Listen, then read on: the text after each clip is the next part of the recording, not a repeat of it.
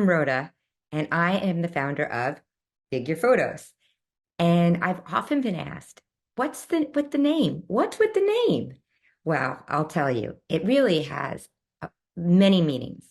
But my daughter came up with the name after we were really, as a family, thinking about what to call Dig Your Photos.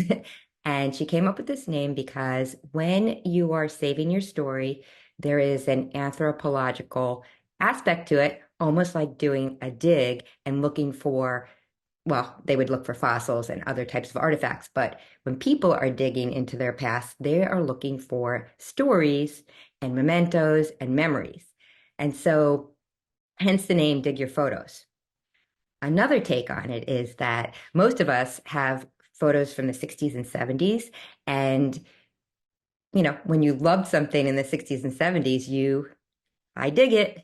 So that's also part of the name. And the third part for the name is that when you're really trying to get your whole memory collection in order, you start a scavenger hunt and you are digging under your bed and in drawers and in the attic and all sorts of places where you may store photos.